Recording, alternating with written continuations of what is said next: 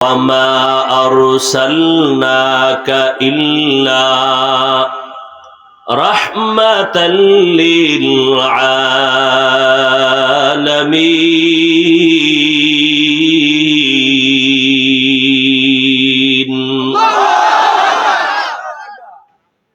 এখানে একটু খেয়াল করেন তো, আল্লাহ কি বললেন? হে রাসূল, আমি আপনাকে দুনিয়াতে পাঠাই নাই। এরপরে বলেন না, হ্যাঁ পাঠিয়েছি জগৎ সমূহের রহমত হিসেবে। এটা ডাইরেক্ট বললেই তো হয়, নবী আপনাকে রহমত করে পাঠাইছি, নেতিবাচক শব্দ দিয়ে এরপরে আবার বললেন পাঠাই নাই, হ্যাঁ পাঠাইছি, ঘুরাইয়া বললেন কেন? ফেলুল হাকিম লা ইয়াখলু আনিল হিকমা, হাকিমের কোন কাজ, জ্ঞানীদের কোন কাজ হিকমত থেকে, জ্ঞান থেকে শূন্য না। প্রত্যেকটা পয়েন্টে জ্ঞানীদের শিক্ষণীয় অনেক উপদেশ বাণী থাকে। আল্লাহ পাক গোটা দুনিয়ার উম্মতকে জানায় দিলেন, বান্দাবান্দীদের জানায় দিলেন যে আমি নবীকে পাঠাই নাই, হ্যাঁ পাঠাইছি। এর মানি হলো নবীর পুরাটাই রহমত, রহমতের বাইরে বিন্দু ভিন্ন কিছু নাই। মনে হয় নবীজি পুরা রহমতের চাদরে আটকানো, আবৃত। এবার আসেন কি বলছেন আল্লাহ, রহমাতুল্লিল আলামিন। এখানে অনেকে তর্জমা করেন উভয় জগতের জন্য নবী রহমত। আমি তর্জমা করেছি জগৎ সমূহের জন্য নবী রহমত। উভয় জগৎ মানি হলো দুনিয়ার জগৎ, পরকাল জগৎ। আসলে তো জগৎ দুইটা না, আরো জগৎ আছে। রুহের একটা জগৎ আলাদা, দুনিয়ার এক জগৎ আলাদা, মায়ের গর্ভের এক জগৎ আলাদা, মরণের পরে কবর জগৎ এক ভিন্ন আলাদা, হাসরের ময়দানের জগৎ আলাদা, জান্নাত জাহান্নামের এক জগৎ আলাদা। আল্লাহ বলেন, পয়গম্বর, জগৎ সমূহের জন্য আমি আল্লাহ হলাম রব, আপনাকে বানায় দিলাম আমি রহমত। আমি হলাম আল্লাহ রব্বুল আলামিন, আপনাকে বানায় দিলাম রহমাতুল লিল আলামিন। जहाँ तक रबूबियत खुदा का, वहाँ तक है नबूवत मुस्तफा का। रबूबियत खुदा के आए जहाँ तक, नबूवत मुस्तफा की है वहाँ तक। জগৎ সমূহের জন্য আল্লাহ হলেন রব, আমার নবী হলেন রহমত। কেমন নবী রহমত? রূহের জগতের জন্য আমার নবী রহমত, মায়ের গর্ভের জগতের জন্য নবী রহমত, দুনিয়ার জগতের জন্য আমার নবী রহমত, কবর জগতের জন্য আমার নবী আলাদা রহমত, হাসরের ময়দানের জন্য আমার নবী আলাদা রহমত, জান্নাত ও জাহান্নামের জগতের জন্য আমার নবী আলাদা রহমত, রূহের জগতের জন্য আমার নবী কেমনে রহমত, ভিন্ন আলোচনা। কবর জগতের জন্য আমার নবী কেমনে রহমত, ভিন্ন আলোচনা। হাসরের ময়দানে কেমন আমার নবী রহমত, ভিন্ন আলোচনা। জান্নাত ও জাহান্নামের জগতের জন্য আমার নবী কেমন রহমত, ভিন্ন আলোচনা। আমি শুধু দুনিয়ার জগতের জন্য নবী রহমত, এই বিষয়ে কিছু কথা বলার চেষ্টা করব। দুনিয়ার জগতের জন্য আমার নবী রহমত। গোটা মুমিনদের জন্য নবী আমার যেমন রহমত, বেঈমানের জন্য আমার নবী আলাদা রহমত। কেমন মায়ার নবী আমার, মুমিনের জন্য নবী যেমন রহমত, বেঈমানের জন্য তেমন নবী রহমত। পুরুষের জন্য যেমন নবী রহমত, নারীদের জন্য নবী আলাদা রহমত। মানুষের জন্য যেমন নবী আমার রহমত, জঙ্গলের প্রাণীদের জন্য নবী আমার রহমত। সমুদ্রের পানির ভেতরে যত প্রাণী আছে এগুলোর জন্য আমার নবী রহমত।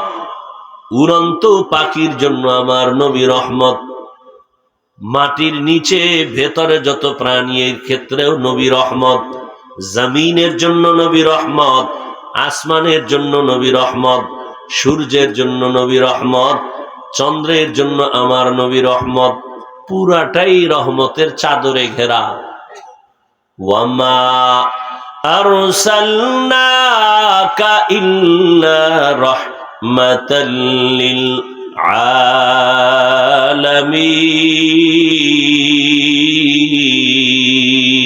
আলামিন। দুনিয়ার জগতের জন্য আমার নবী রহমত। আমার নবী এমন এক সময় দুনিয়ার জগতে আসলেন মক্কা নগরীতে। এমন একটা সময় নবী আগমন হয়েছেন যেই সময় মক্কার মানুষের মতো চরিত্রহীন খারাপ মানুষ জমিনে আর কোথাও ছিল না। মক্কার মানুষ এতটাই খারাপ যেই মক্কার চরিত্রহীন মানুষগুলো কন্যা সন্তানদের অপছন্দ করে।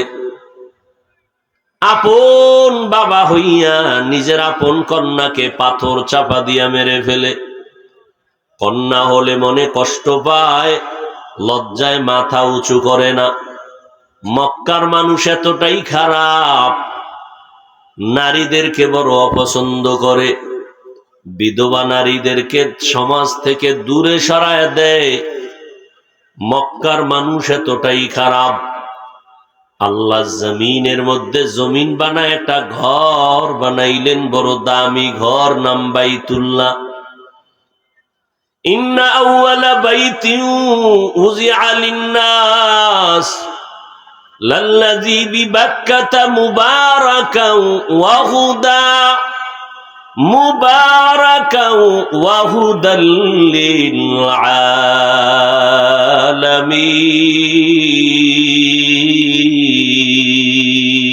আলামিন। আল্লাহ তাআলা জমিন বানাইয়া একটা ঘর বানাইলেন, ইবাদতের ঘর, হেদায়েতের ঘর। এত দামি একটা ঘর আল্লাহ বানাইছেন। ঘরটা কত দামি, যেই ঘরের দিকে বান্দা শুধু তাকায়া থাকবে, কিছু বলবে না, শুধু তাকায়া দেখবে। নবী বলেন অনবরত আমলনামায় সওয়াব লেখা হবে। আমাদের জাতীয় মসজিদ বাইতুল মুকাররমের দিকে কেউ যদি তাকায় থাকে কোনো সওয়াব লেখা হবে না। কিন্তু বাইতুল্লাহ এমন একটা ঘর, যেই ঘরের দিকে বান্দা শুধু তাকায় দেখবে তাতেও সওয়াব লেখা হবে। এমন একটা দামি ঘর, যেই ঘরের এরিয়ার মধ্যে বান্দা 1 রাকাত নামাজ পড়বে 1 লক্ষ রাকাত নামাজের সওয়াব। সুবহানাল্লাহ। না 1 রাকাতে কত? যে নামাজ পড়ে না ওর কাছে লক্ষ আর হাজার শুনে লাভ আছে, তো নামাজই পড়ে না। এত দামি একটা ঘর, যেই বাইতুল্লাহর কিনারা একটা সিজদা দিবে আল্লাহর জন্য, একটা সিজদার বরকতে 1 লক্ষ সিজদার সওয়াব পেয়ে যাবে। দেনেওয়ালাকে আতিনা ফি দারে দুনিয়া না হাসান, আতিনা ফি দারে উকবা না হাসান, ইয়া গিয়াসাল মুস্তাগীসিন ইহদিনা লাফতিখারা बिलउलूमे वलगिना, हर घड़ी देने को तू तैयार है, जो न मांगे उससे तू बेजार है।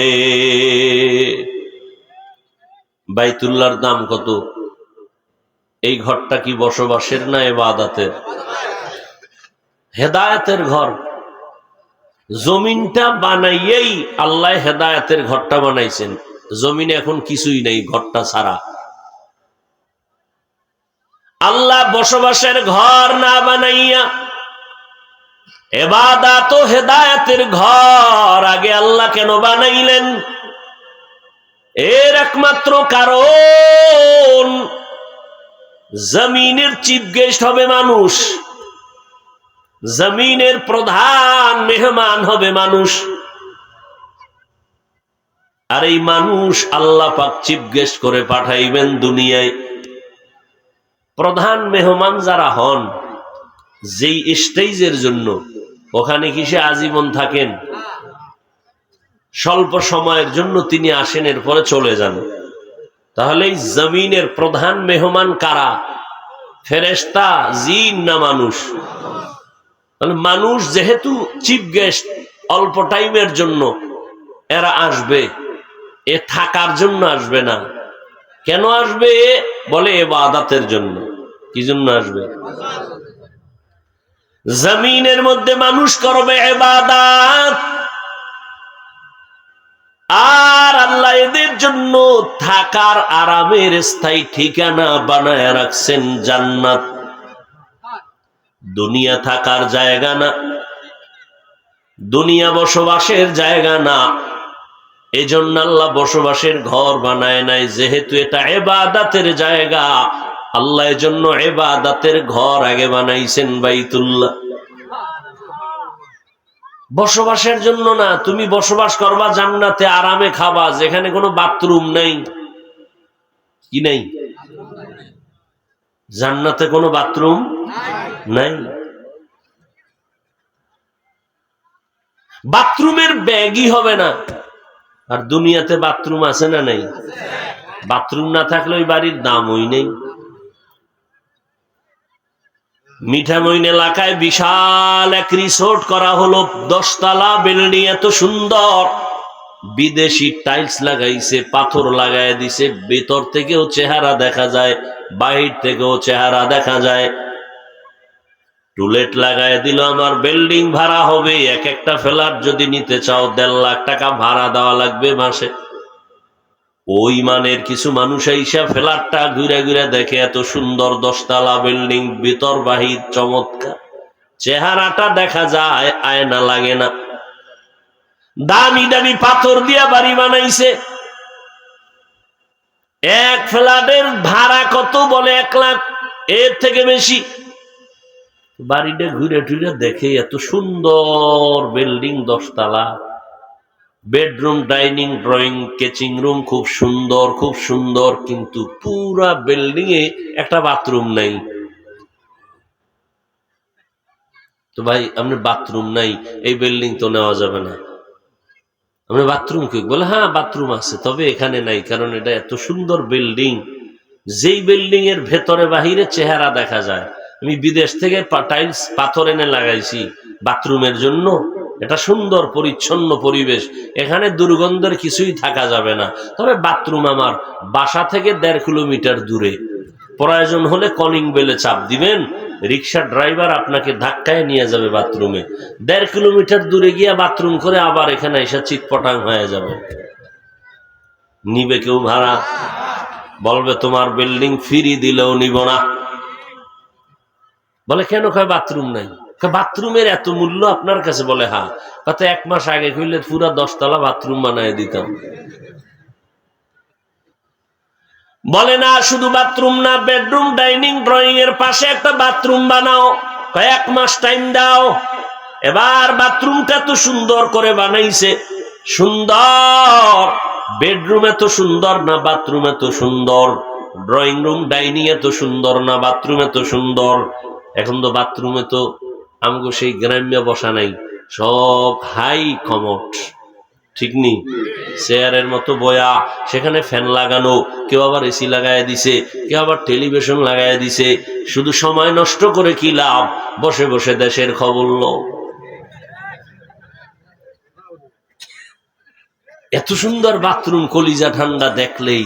বিদেশি টাইলস করে লাগাইছে, এত সুন্দর।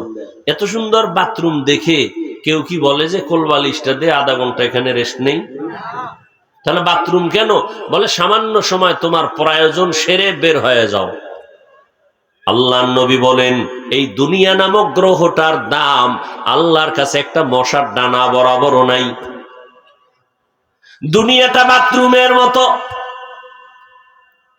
প্রয়োজন শেষ, তাড়াতাড়ি রেডি হও, পরকালের জন্য যাত্রী হইয়া বের হয়ে যাও। তবে সাবধান ও বিল্ডিং ওয়ালা, ফ্ল্যাটের মালিক, বাথরুম ছাড়া বিল্ডিং চলবে না। বাথরুমের প্রয়োজন সেরে বের হয়ে যাও, তবে সাবধান, বাথরুমে ঢুকতে গেলে কিন্তু তোমার জামায় ময়লা লাগতে পারে। যদি লাগিয়েই যায়, সাবান রেডি রাখ, পানিও রেডি রাখ, যদি লেগেই যায় তাড়াতাড়ি ধুইয়া পরিষ্কার করে নিবি। বাথরুমে গিয়া ময়লা লাগতেই পারে, ময়লা যদি লেগে যায় আগের থেকে সাবান রেডি রাখো, এরপরে ধুইয়া নাও, পরিষ্কার হবে। একদিন কয় হুজুর এই পরিমাণ ময়লা লাগছে, যেই দাগ সাবানও যায় না। কয় তোমার 2 হাতে হবে না, এখানে 3 নাম্বার হাত লাগবে, যত দাগ আছে সব উঠে যাবে। ওই 3 নাম্বার হাত কই পাবো? মিঠামইন বাজারের গলির মধ্যে যাও, ওখানে লন্ড্রিওয়ালারা সাইনবোর্ড লাগায় রাখছে, বিদেশি মেডিসিন হাতের মধ্যে আছে, যত দাগওয়ালা কাপড় দাও মেডিসিন মারবে 3য় হাতের দ্বারা, দেখবা ক্লিন হয়ে যাবে। ও দুনিয়ার মানুষ, তোমার দুনিয়া ইবাদতের জায়গা, তোমার বাড়ি জান্নাত, কিন্তু ইবাদত করতে গিয়া দুনিয়ার মধ্যে থাকলে কিন্তু দুনিয়ার চারদিকে ময়লা। ডানে তাকাবা গুনাহ, বামে তাকাবা গুনাহ, সামনে চোখ দিবা গুনাহ, উপরে গুনাহ, নিচে গুনাহ, চতুর্মুখী গুনার এক পরিবেশের মধ্যে আছি। চারদিকে শুধু দুর্গন্ধ, গুনাহ আর গুনাহ। মসজিদের মধ্যে ঢুকছি, সেখানেও গুনাহ। ইমাম সাহেব এত সুন্দর তেলাওয়াত, কলিজা ঠান্ডা করার মতো তেলাওয়াত, এক আহাম্মু কপাল পোড়ার মোবাইলে হিন্দি গানের আওয়াজ, এমন জোরে রিংটোন বেজে উঠছে, ইমাম সাহেবের কেরাত পশ্চিম থেকে দক্ষিণে গেছি গা।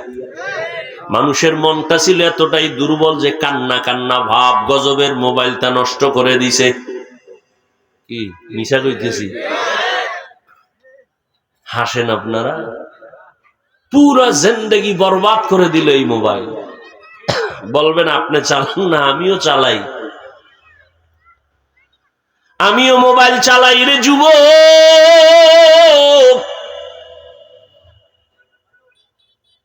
কিন্তু আল্লাহর হাজার শুকর, তুমি আজ এই মোবাইল নিয়ে পাগলের মতো হয়ে গেছো। সারাটা রাত দরওয়াজা জানালা বন্ধ করে সারা রাত মোবাইল সামনে নিয়ে কবিরা গুনাহ, কবিরা গুনাহ, কবিরা গুনাহ করে করে রাত কাটাইছো। চেহারা দিয়ে তাকাইলে কোনো মায়া নাই, উজ্জ্বলতা নাই। বউয়ের হক আদায় করে না স্বামী, মোবাইলের হক ঠিক মতো আদায় করে। সন্তানের হক আদায় করে না, মোবাইলের হক আদায় করে। এই মোবাইলের কারণে কত সংসার ধ্বংস হয়ে গেল। এই মোবাইলের কারণে মা বাবা সন্তানের মাঝে ঝগড়া বেঁধে গেল। এই মোবাইলকে কেন্দ্র করে কত সন্তান মায়ের সাথে বেয়াদবি করেছো। এই মোবাইলের কারণে কত সন্তান বাবার বরদোয়া নিয়ে বেঁচে আছো রে বাবা, কোন সময় জানি চাকার তলে বইরে মরে যাও। কারণ মা বাবার সাথে বেয়াদবির শাস্তিটা মরার আগেই হবে। 2টা অপরাধ আছে, যেই 2টা অপরাধ করলেই শাস্তি মরার আগে। রসুলের হাদিস। কয়টা অপরাধ? এই শাস্তি মরার পরে না আগে? শুনো হাদিস। ক্বালান নবিয়্যু সাল্লাল্লাহু আলাইহি ওয়া আলিহি ওয়া সাল্লাম ইসনানি ওয়াজ্জিলুহুমাল্লাহ ফিদ দুনিয়া আল বাগয়ু ওয়া উকুকুল ওয়ালিদাইন। 2টা অপরাধ আছে, নবী বলেন জমিনের মধ্যে যদি করো মরার আগেই শাস্তি শুরু হয়ে যাবে। এক নাম্বার অপরাধের নাম জুলুম, দ্বিতীয় অপরাধের নাম হলো মা বাবার সাথে বেয়াদবি। যদি এই দুইটা অন্যায় করো, শাস্তিটা মরার আগেই শুরু হয়ে যাবে।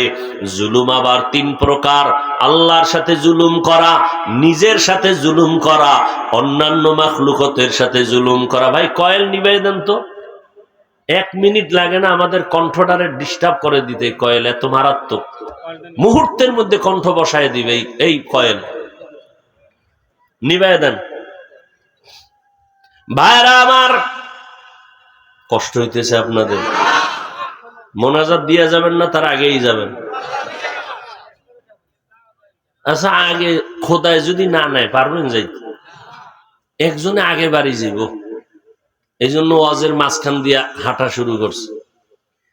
আমরা বয়ান টয়ান শেষ করিয়া মোনাজাত দিয়া আরো 1-1.5 ঘন্টা পরে রওনা হইছি। যাইয়ে দেখি এই চান্দু রাস্তার পাশে খাড়ায় খাড়াইয়া পেরেশান। কি ও কয়, চাক্কা 3টা শেষ। এখন এই রাত্রে হসপিটাল কই পাইব, ডাক্তার কই পাইব, গাড়ি সারার সব ঘুম। কথা হেঁটে হেঁটে যাই। এই মিয়া সরেন তো, মরাডার মারো কাকায় লড়ে কেন? তো হাইটে হাইটে রওনা দিছে। শীতের রাত, কুয়াশা, এমন হাঁটাই যে হাঁটছে সারাটা রাত ফজর পর্যন্ত। হাঁটতে হাঁটতে হাঁটতে হাঁটতে এখানে সেখানে ঘুরে টুইরা ওই গাড়ি যেখানে ডিস্টার্ব, সকালবেলা আবার হেন হাজির। খোদায় যদি আগে না নেয় সম্ভব? জিন্দেগি মে বন্দগি তু করনা হে, जिंदगी में बंदगी तू करना है, जिंदगी बे बंदगी शर्मिंदा है, जिंदगी बे बंदगी शर्मिंदा है। যুবকেরা খারাপ লাগেনি? যুবকের জিগাই, বুড়ারা কথা কয়েন না, যুবকরা কোক। ওগো সাইজ করতে পারলে গোটা দুনিয়া বেহেশতের বাগান হয়ে যাবে। যুবকেরা খুশি আছো না বেজার? তোরা তো এখন আর বাংলা গান শুনো না, সব হিন্দি, ঠিক না? এক যুবক মোবাইলে হিন্দি গান ছাইরা খালি লাফাইতেছে। লাফাও কেন? কি কয় হিন্দিতে? অর্থ জানো? কয় আমিও জানি না, আব্বাও জানে না। তো লাফাও কেন? কয় মজা লাগে। दुनिया में हो दुनिया का तालबगार न हो,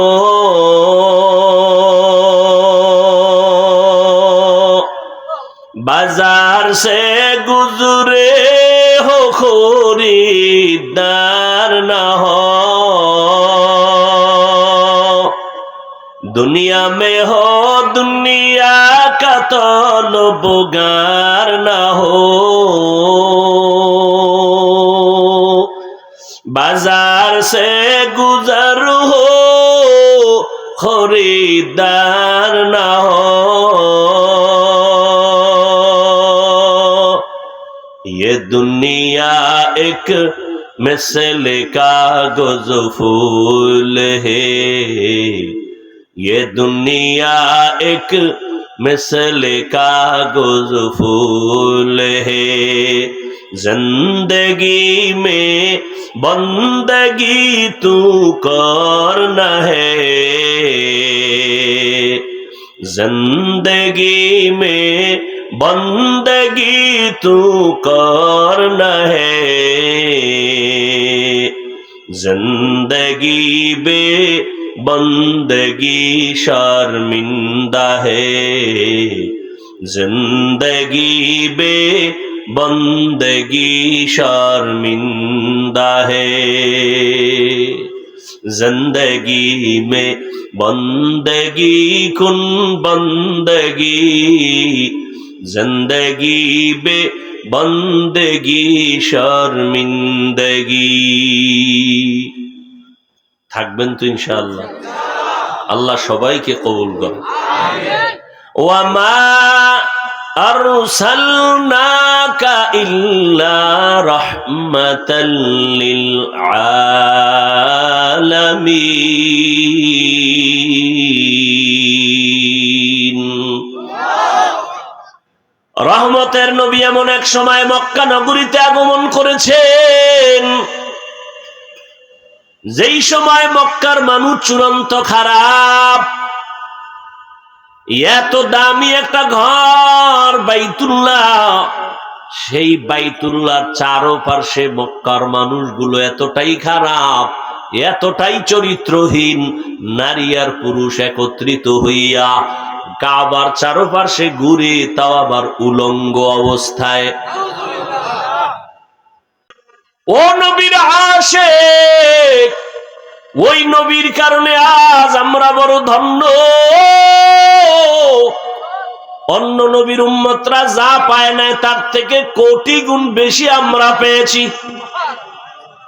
নবীর মনটা বড় দুর্বল। অন্য নবীর হায়াত বড়, উম্মতের হায়াত অনেক বড়। বড় হায়াতে তারা বেশি আমল করেছেন।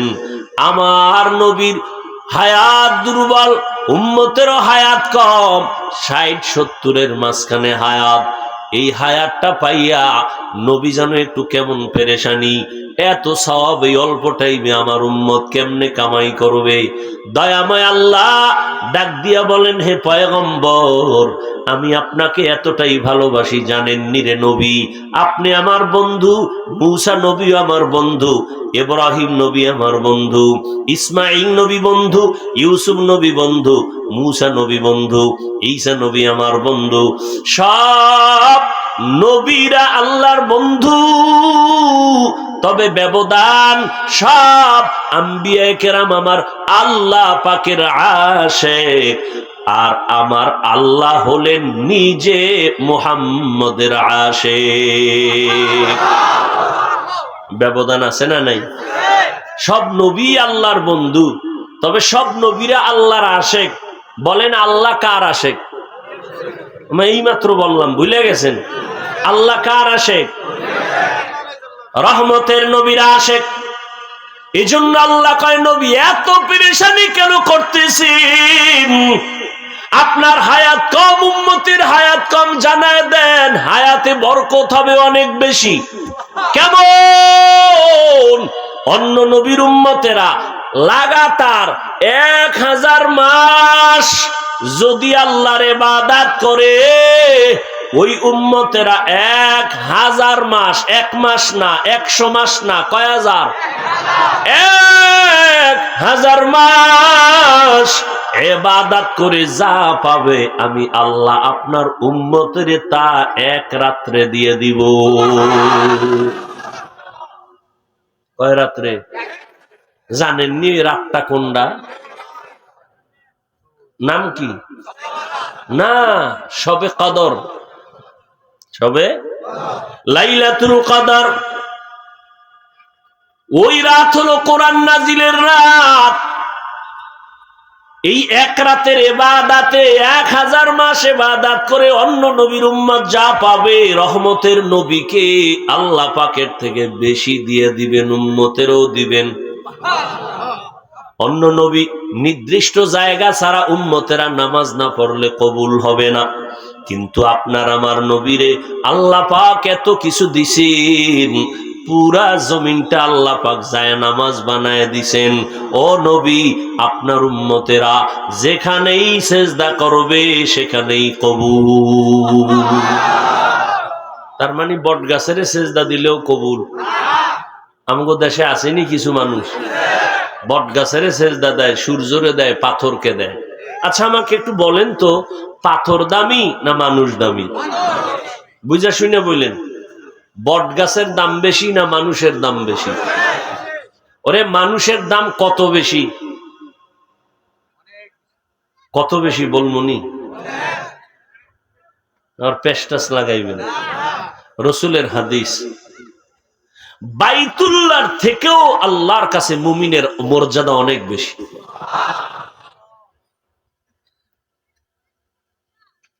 সারা দুনিয়া তোমার আমার গোলাম, মানুষ হলো আল্লাহর গোলাম। আল্লাহর গোলামি ঠিক মতো করো, জমিন তোমার গোলামি করবে, পাহাড় তোমার গোলামি করবে। এরে নবীর আশিক, তুমি আল্লাহর গোলামি করবা, পাথর তোমার গোলাম হবে। তুমি কেন পাথরকে পূজা করবা? তুমি তো পাথরের থেকেও দামি। হাতের মুষ্টির মধ্যে পাথর নিয়া, পাথরের টুকরা নিয়ে এই মুহাম্মদ বলেন সবাই সাল্লাল্লাহু। আমার হাতের মুষ্টিতে কি আছে বলো তো? নবী কয় আমি বলতে পারি না। কেন? আমি গাইবের মালিক না। গাইবের মালিক কে? আচ্ছা, ভালো করে মনে রাখবেন, আল্লাহ পাক যেইভাবে কুদরতের দ্বারা গায়েব জানেন, এইভাবে গায়েব পৃথিবীর কেউ জানে না। যদি কেউ মনে করে জানে, এর নাম মুশরিক। মুশরিকদের জন্য জান্নাত হারাম। নবী কয় আমি জানি না। তো নবী জানি না কয় আচ্ছা হাতের মুষ্টিতে কি আছে একটু আওয়াজ দাও তো। পাথরগুলো কালেমা পড়া শুরু করছে। আবু জাহিল্লা পাথর ডিপ মাটিত ফালায় কয় মোহাম্মদ বড় জাদুকর। কপালে কি নাই? হেদায়াত নেই।